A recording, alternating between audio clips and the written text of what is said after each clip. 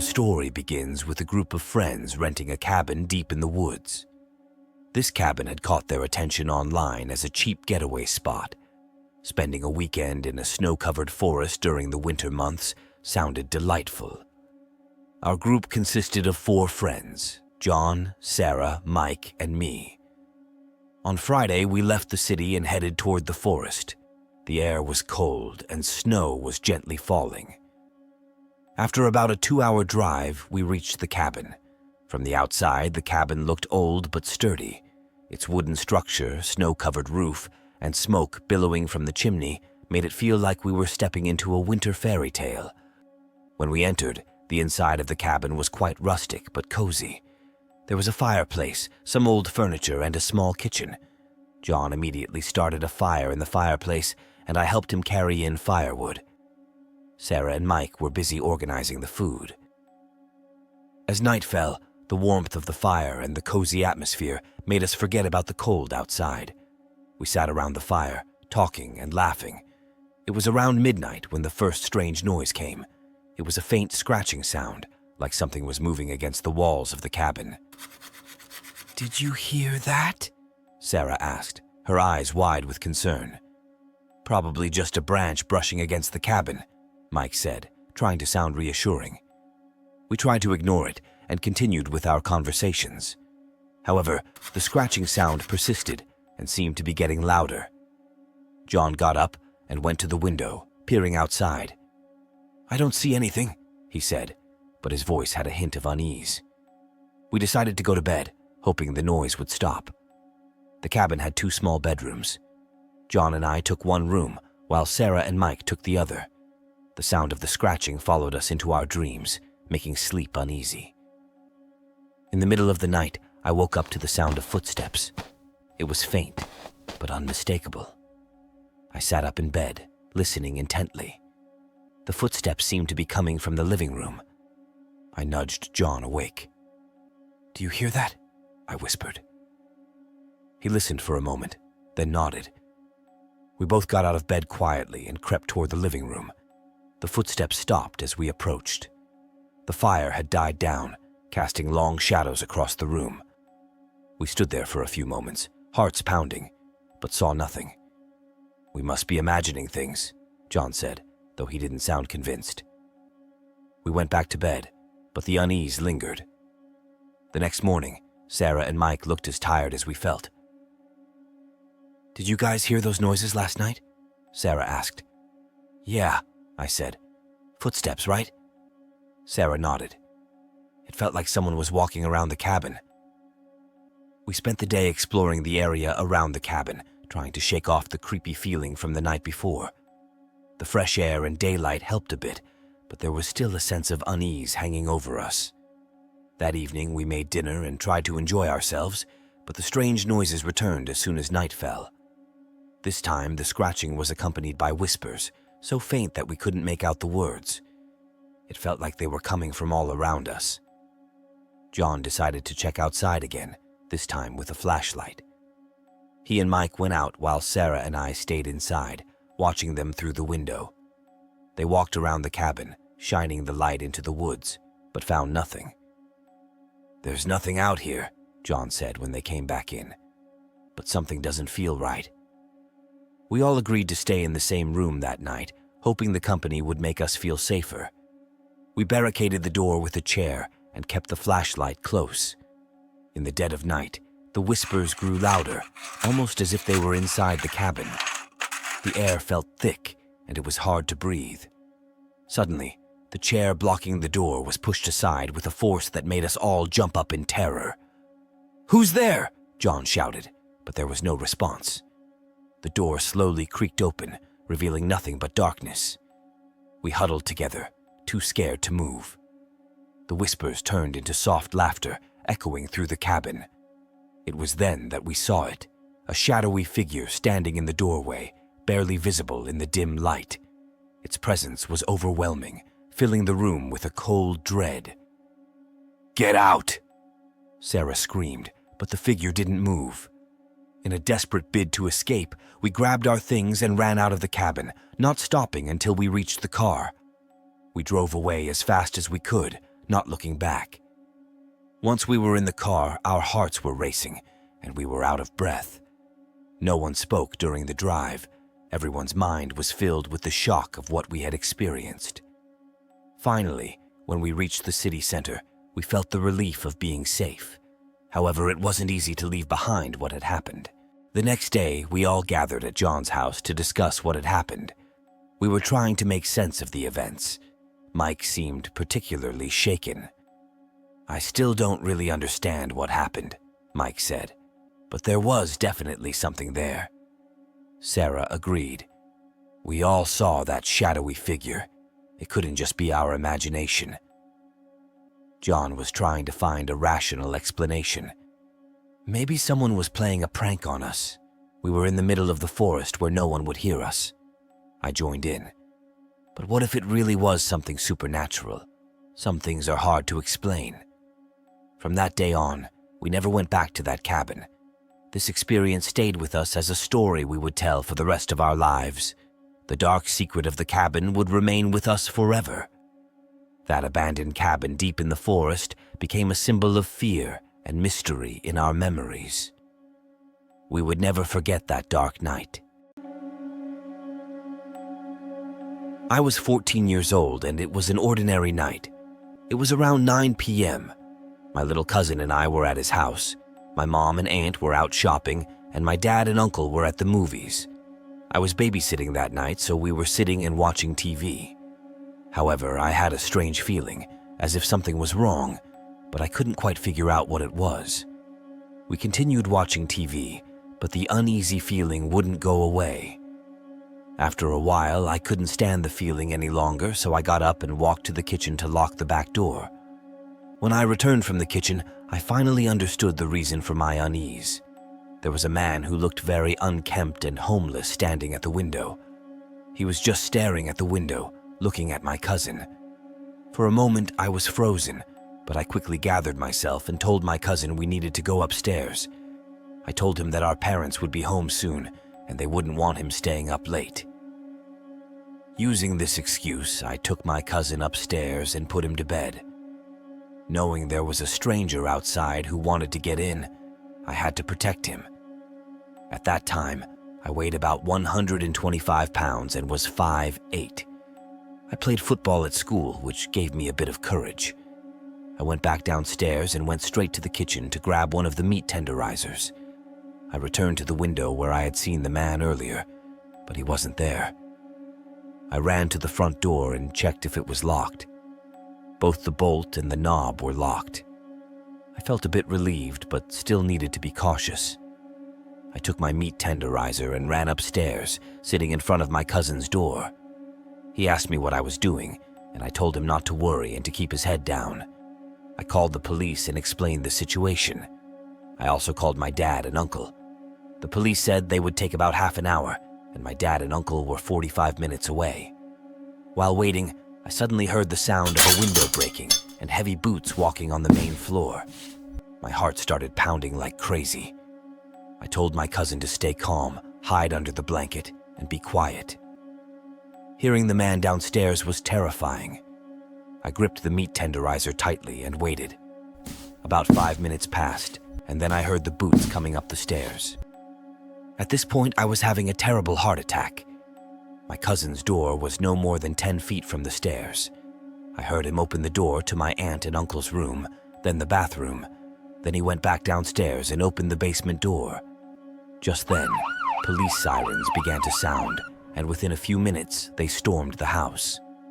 It turned out that the man had escaped from a mental hospital 1 state away. The police subdued him and took him away, ensuring our safety. The fear and anxiety I felt at that moment were indescribable, but I was relieved to have been able to protect my cousin. After the police had the situation under control, they spoke with us. They tried to understand why the man was there. The man's identity had been determined, and we learned that he had escaped from a mental hospital. The police said that the man could have been dangerous and might have harmed us. This realization made the fear we felt even more real. While the police were checking around the house, my cousin and I hugged each other and waited. During this time, the police checked the windows and doors, making sure no one else was in the house. Fortunately, there was no other danger. After this incident, we realized we needed to be more careful about our family's safety. We learned to always lock doors and windows and not let strangers approach the house. This experience taught us how vulnerable we could be and how careful we needed to be. That night, when my family came home, I told them what had happened. My mom and dad understood how scared I must have been and comforted me. This incident brought me and my family closer together. We realized how important it was to be safe and support each other. What I went through that night became an unforgettable experience in my memory. That night, I did everything I could to protect myself and my cousin, and it gave me great confidence. Now, I feel more experienced and courageous in dealing with dangerous situations. When I was a teenager, my parents used to take me camping. I never cared for it, not because of nature or manufactured hardships, but because they thought that spending a weekend in an RV in a small lot with a bunch of other people in RVs was camping. I liked the wilderness and felt like we should be camping in tents out in the woods, not sitting in the RV watching DVDs and eating microwave popcorn. So one night on one of these trips, I decided to take matters into my own hands once they'd gone to sleep. I slipped out of the RV and past the campfires of the other so-called campers and into the woods that surrounded us. These woods were the reason people came here to camp, and I felt that we should actually go out into them and explore. It was a warm night and the air smelled like wild flowers. Crickets and frogs chirped away, and eventually the noise from the campsite died away. I remember looking up at the bit of moon I could see through the trees and thinking, this is what camping was supposed to be. We had a small amount of woods close to our house, so I was no stranger to hiking, but I didn't think about the fact that this was a much bigger and a much less familiar wood. I don't know how long I had been walking, but eventually the excitement and joy at experiencing the beauty of the night began to give way to hunger and a tinge of sleepiness. I decided I should probably head back, so I turned around and started walking. It wasn't long before I came across a creek. Well, this was odd. I didn't recall seeing a creek on the walk out here. Had I gone the wrong way? Well, I knew that crossing the creek would definitely be wrong, so again, I turned around and went the other way. It grew later and I still didn't hear any sounds from the campground, though it was possible everyone had just gone to bed. After all, it had been nearly midnight when I had left. It was probably 2 or 3 right now, so they'd probably all just gone into their RVs and their big comfy beds and gone to sleep. But as I became more tired and more certain that I had gone the wrong way, I began longing for that same comfy bed in the safety of that RV. I no longer felt like mocking my parents for not experiencing the outdoors. How had I managed to get lost? Why didn't I mark my path like any intelligent person would? Frustrated, I began pushing my way through brush and around trees. Whenever I ended up back at the creek, I turned and went the other way. Finally, I decided to follow it, figuring it would have to end somewhere, and hopefully that somewhere would be the road. While these woods were bigger than the ones by our house, we still were in a campground right off the highway. I knew there was civilization close by. I just didn't know which direction it was in. I was nearly in tears out of frustration when I saw a light through the trees. Thinking it might be a campground or a street light, I began to go toward it. As I got closer, I realized it was too low for a street light, but that just meant it was most likely a person. I quickened my pace and came out into a very odd clearing. The light was an oil lamp sitting on a card table, but there was no one around. The clearing was not empty, though. It was full of furniture that was arranged like a house, but without the house. There was a rusted old washer and dryer next to each other with a laundry basket on top. A living room had been made of a threadbare sofa, a broken armchair, and a very old TV with the screen smashed out. The card table with the oil lamp appeared to be part of the kitchen, a ruined old stove and refrigerator sans door completing the room. It was one of the strangest things I'd ever seen. To top it off, whoever was living here had lit that oil lamp and then wandered off. I just didn't know what to make of it. Entranced, I walked through the houseless home and examined the items, my current situation completely slipping my mind. There were a couple throw pillows on the sofa, both equally threadbare. One still held some of its embroidery and seemed to say, "Bless this mess." Somehow I doubt the person who made it had this place in mind. The laundry basket contained a raggedy teddy bear with an eye missing, random shoes that didn't seem to have mates, and a couple of books so water-damaged and old I was certain they would fall apart if I touched them. I wasn't about to open the washer and dryer. Even though I was already trespassing, I felt opening them was a lot more of a violation than walking into a house that had no walls. I walked over to the oil lamp. Other than the fact that it was lit, there wasn't anything special about it. In fact, it was the least special thing here because it was in one piece and decently cared for. A faint odor caught my nose. It was similar to the horrid smell of roadkill after a few days, but so very faint I almost didn't notice it. A chill went up my spine as I realized it was coming from the refrigerator's freezer compartment, which still had its door. It was closed. Some part of me somewhere deep down told me to leave. Get out now and keep looking for the way back home, but I found myself reaching for the door's handle. My fingers brushed the metal. It seemed oddly chilly for such a warm night. Someone's been eating my porridge, eh? Hey. I spun toward the voice, my heart in my throat. Across the clearing, the light from the lamp barely touching him, was a very large man. His beard was long and matted, his clothes ratty, and the shadows from the lamp made him look monstrous. We both stood there for what seemed like an eternity. Then I saw him move, and without thinking, I turned and ran off into the woods. I ran blindly, no idea where I was going, but certain I had to get away from that place. My heart was pounding in my ears as I ran. I chanced to look over my shoulder, and I was certain the light was getting closer. I found a dense bit of brush and brambles and shimmied my way into them. They grabbed my hair and scratched my skin where it was bare, but I barely noticed. I was pretty sure if I could get deep into them, I could hide, so I ignored the pain and pushed through them until I felt like I was deep enough to not be seen. I stood as still as I could, barely peering through the branches as the light grew closer. Again, I heard that gravelly voice. "Where you go, little Goldilocks, hey. I held my breath, which is much harder to do when you've been running and your lungs are screaming for air, but I couldn't let him find me. He kept going. I breathed again and waited until I didn't see any light from the lamp. I waited a while longer in case he came back this way, but he must have found another way home. I stood in the bushes, in the darkness, not knowing where I was when I heard a familiar noise. It took me a minute to place it. It was slow at first, but as the sky began to turn gray, it became more frequent. They were cars. I had found the highway. I left my hiding place and made my way out of the woods. The campground was only a quarter-mile down the road.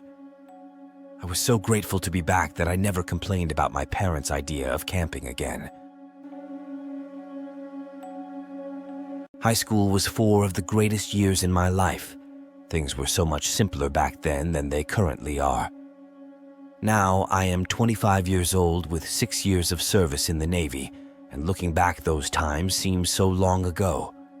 I always reminisce on all the good times I had with my friends. We were a close group, always getting together after school or going out on the weekends. My head swells with so many fond memories I've had with them. So many great memories. Except one memory that, when I think back to it, still sends a chill down my spine. It was our senior year, 2008, and graduation was just around the corner. We were all excited to be moving ahead with our lives.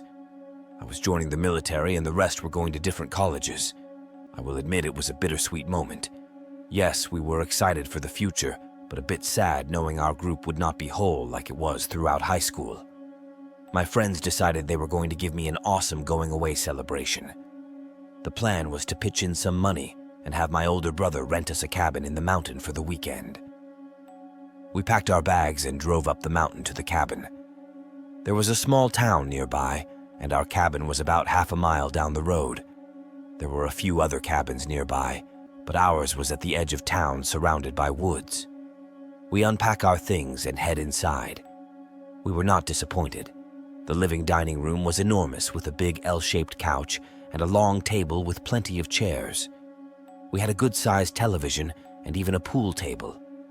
There were 3 separate bedrooms down the hall with 2 beds each. There were 7 of us, so I volunteered to sleep on the couch.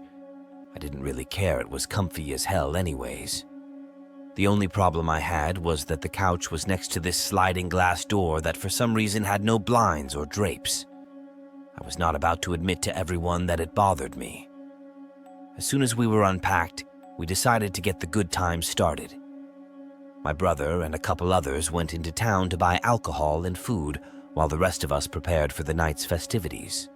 We ate, we drank, played some drinking games like beer pong, which I was never good at, and had a good time. Later that evening, we were all gathered in the living room talking about funny moments we had had in high school. We were all feeling pretty good from all the alcohol consumption. As I was telling one of my stories, we heard a female friend of mine shriek, "Oh my God!" It startled the shit out of us, and we quickly turned our heads to her, standing in front of the sliding glass door. She quickly turns around with the biggest smile and says, "You guys, it's snowing!"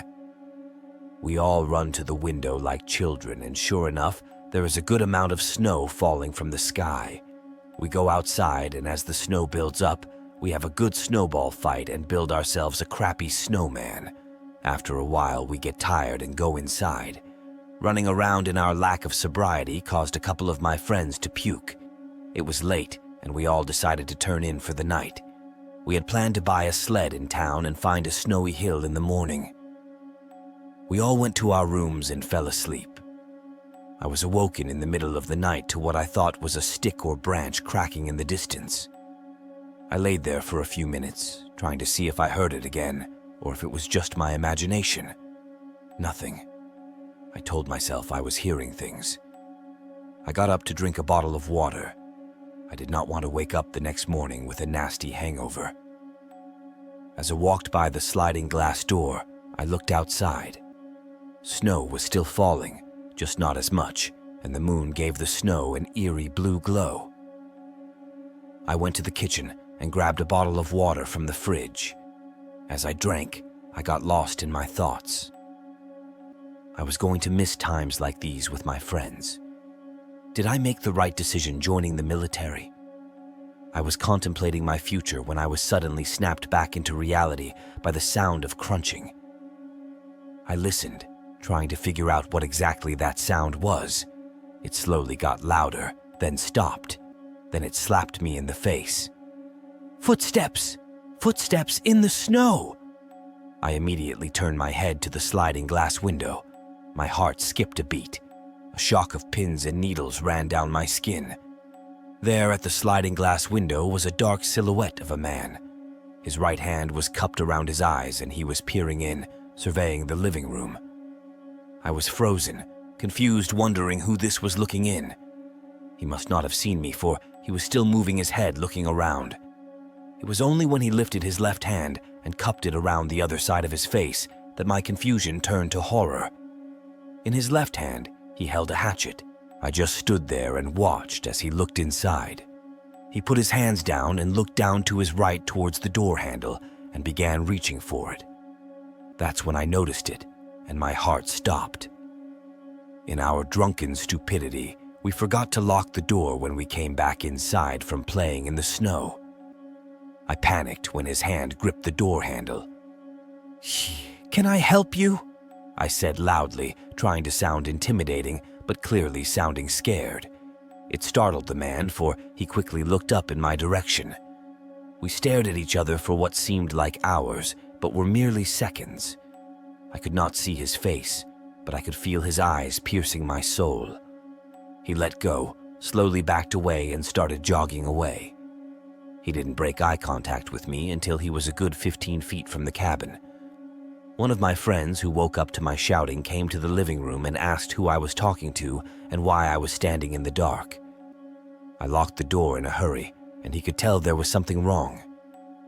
He looked out the glass door and caught a glimpse of the man a second before he disappeared into the woods. "What the hell is that?" I woke everyone up and told them what happened. We were all shitting bricks. Needless to say, we all decided to nope the fuck out of there the next morning, and none of us were going to sleep the rest of the night. As we left the next morning, hundreds of thoughts ran through my head. What if I didn't sleep in the living room? If there was nobody there with the door left unlocked, what could have happened? What were his intentions with that hatchet?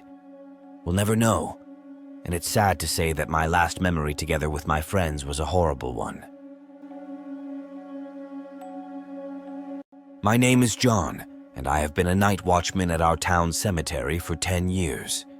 This job isn't for everyone, but I've grown accustomed to its eerie tranquility. Patrolling the graveyard at night, checking the tombstones, and occasionally assisting late-night visitors have become routine tasks for me. However, nothing could have prepared me for the chilling encounter I had last month. It was a particularly dark night, with heavy clouds obscuring the moon and casting an unsettling shadow over the cemetery. The wind whispered through the trees, creating an eerie symphony of rustling leaves and creaking branches. As the clock struck midnight, I began my usual rounds, flashlight in hand, prepared for anything out of the ordinary.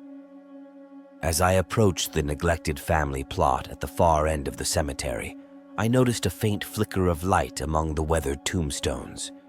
Curiosity and a sense of duty led me closer to investigate. Amidst the overgrown grass and crumbling monuments, I saw a figure, a young girl no older than 12, sitting cross-legged beside an ancient grave marker. Her presence struck me as odd, especially at such a late hour and in such a desolate place. She wore a simple white dress that seemed out of place against the backdrop of decay and neglect. I cautiously approached her, trying not to startle her. "Hello there," I greeted softly, unsure of what to expect. The girl turned her head slowly, her eyes meeting mine with an intensity that sent a chill down my spine. She didn't speak but motioned towards the grave beside her, a weather-beaten stone with the name Emily etched into its surface. My heart skipped a beat as I realized the significance of the name.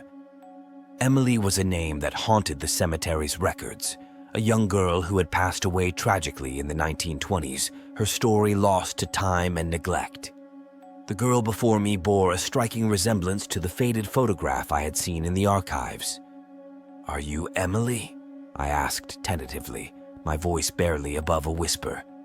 The girl nodded solemnly, her expression a mix of sadness and longing. "They forgot about me," she murmured, her voice barely audible over the whispering wind. "I've been waiting for someone to remember." My mind raced with disbelief and apprehension. How could this be happening? Was I dreaming? Or was there truly a spirit before me, trapped in the realm between the living and the dead? Summoning my courage, I reached out a hand, offering to help her up. To my surprise, she accepted my offer, her hand cold and ethereal in mine. Together, we stood beside the weathered grave marker, a silent testament to a life cut short and forgotten by the passage of time. "Can you help me find my way home?"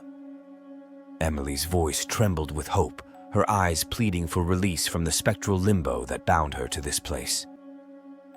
I nodded, my heart heavy with compassion and determination. "I'll do everything I can," I promised, unsure of how to fulfill such a solemn vow. For the next few nights, Emily's presence lingered in the cemetery, her spirit growing stronger with each passing visit. Together, we uncovered fragments of her forgotten past, a loving family torn apart by tragedy, a community haunted by guilt and remorse. With each visit, I brought flowers to adorn Emily's grave, a small gesture of remembrance and reconciliation. Together, we whispered prayers into the night, hoping to find solace and redemption amidst the shadows of the past. As the days turned into weeks, Emily's spirit began to fade, her ethereal presence growing fainter with each passing night.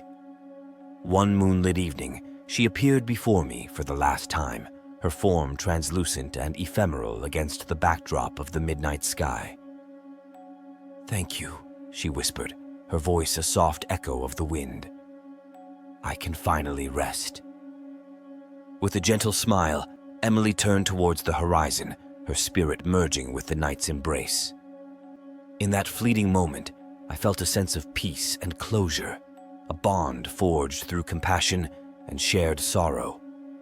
Since that fateful encounter, the cemetery has held a new significance for me, a sanctuary of memories and forgotten stories where the echoes of the past linger in the shadows. And though Emily's spirit has found peace, her memory remains etched in my heart, a testament to the enduring power of compassion and remembrance. My neighbor started sending disturbing messages. They had moved into the neighborhood a few months ago and never left the house during the day.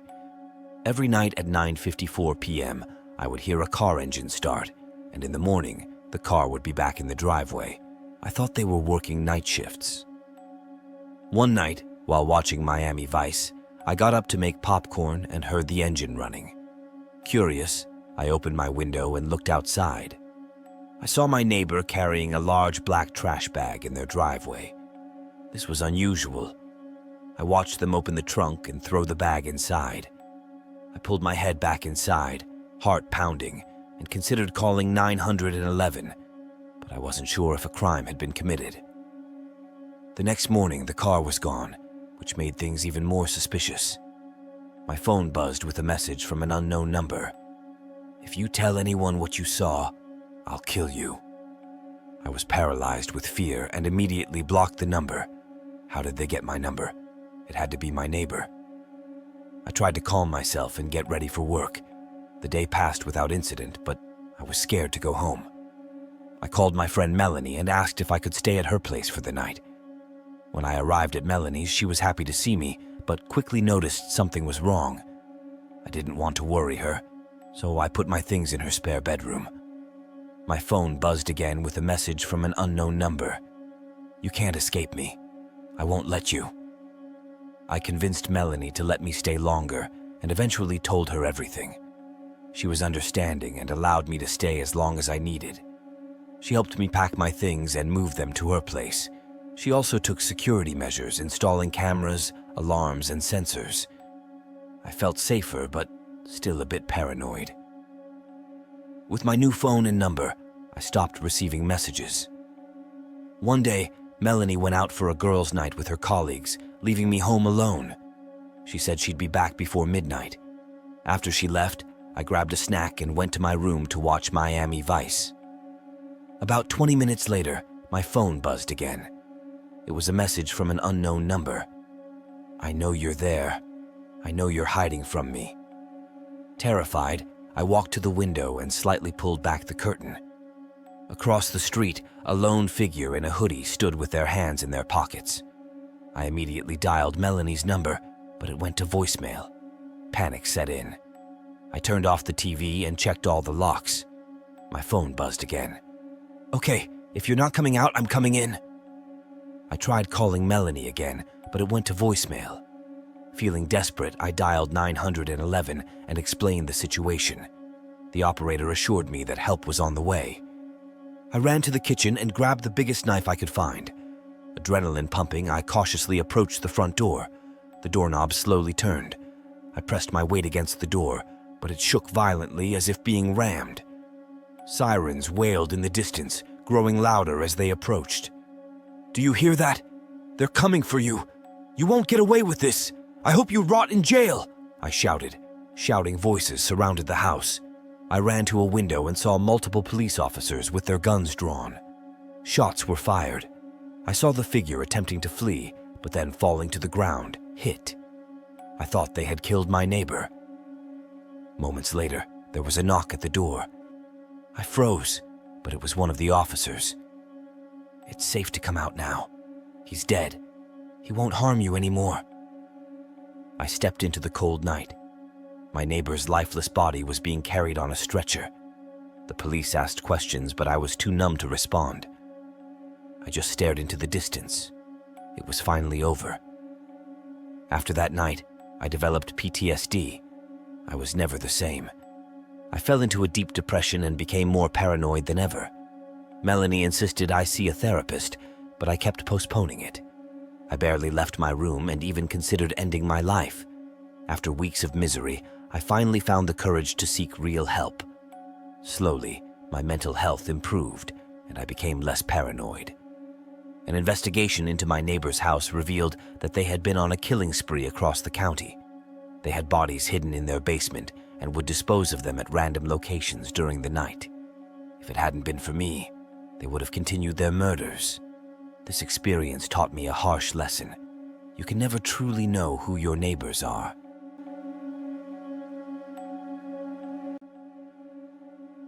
I had ventured deep into the forest for a walk. At first, the serenity and fresh air of nature felt incredibly refreshing. The chirping birds and the rustling leaves were soothing. But as I went deeper, the trees thickened and began to block out the sky. Sunlight barely penetrated, making everything dark and oppressive.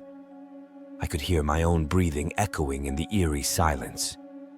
After a while, I noticed a strange smell on the path. At first, I ignored it, but the odor grew stronger and more overwhelming. My curiosity got the better of me, and I began to search for the source of the smell.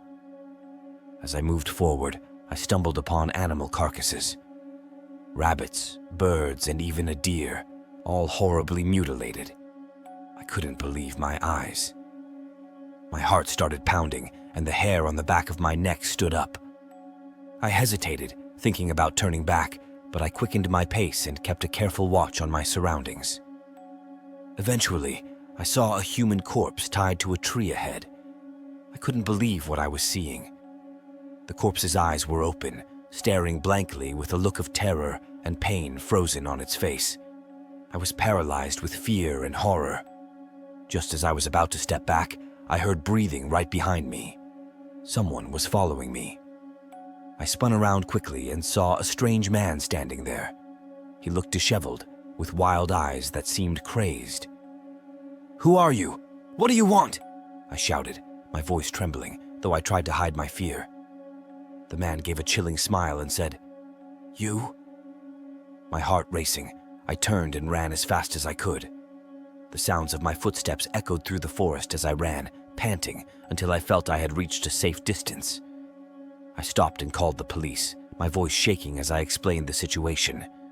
The police arrived quickly and took me to safety. As I recounted what had happened, their faces filled with horror.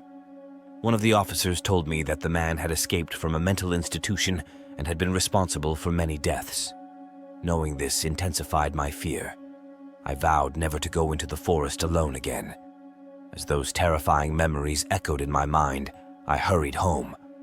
But from that day on, nothing was the same. I had trouble sleeping at night, always feeling like someone was watching me. The cold smile of that man haunted my nightmares. The horrifying moments I experienced in the forest became an indelible nightmare etched into my memory for life. This story seems a bit typical at first. I am one of those people who has never believed in the supernatural, or at least perhaps I believed when I was a child.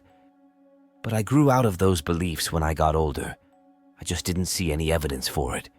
And when I quit believing in ghosts, I of course was less scared of what goes bump in the night.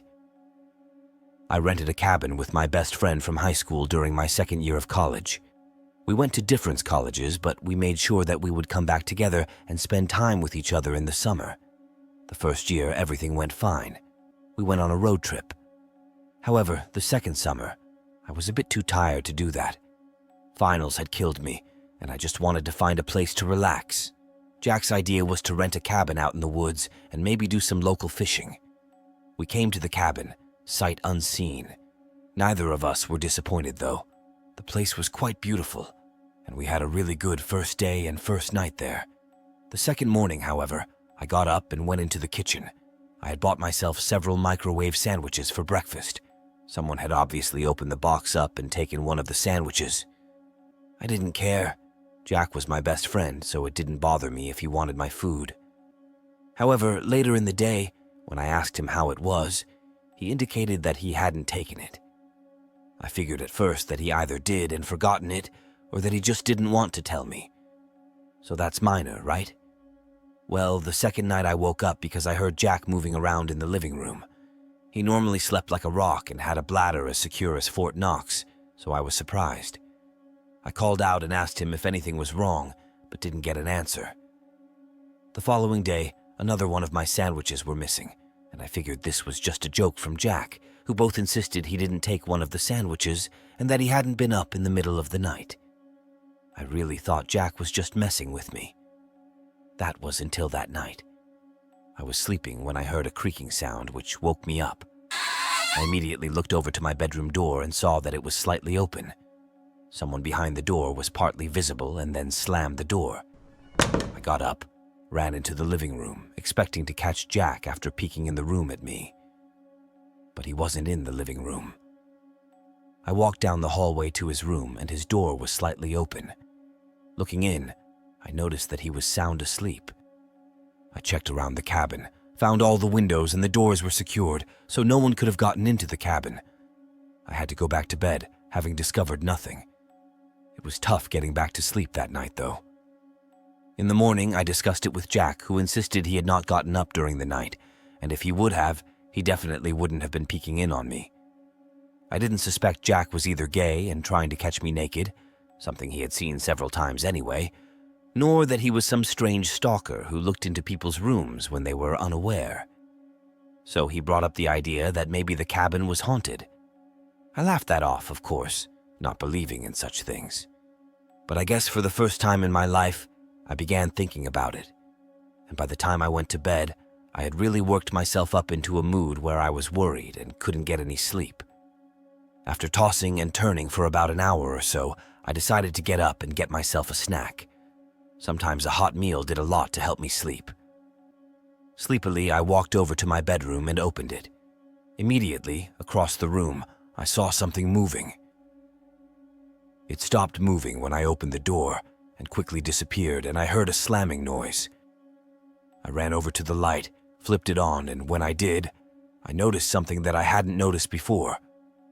There was a cellar door in the living room area. I put two and two together quickly. I ran, took the couch, and pushed it over the cellar door before running into Jack's room to tell him what I had seen. Someone was in the cellar of the cabin and had been coming out at night. I told him about the couch. Jack was a really big, muscular guy, and he went immediately and sit down on the couch while I went to the phone and called the police. This was a vacation cabin, but it wasn't too far out of town. The police were there within half an hour. They brought the person out from the cellar, only to reveal it was a very skinny and sickly-looking woman. She had been living in that cellar for a while, stealing food from the people who had rented it. It turned out she was a schizophrenic woman who had been in and out of psychiatric wards. She was returned to one right after. I doubt she would have been able to harm us if she had wanted to. She was just trying to survive. But it was scary thinking that while we slept, she had been walking around the cabin eating our food.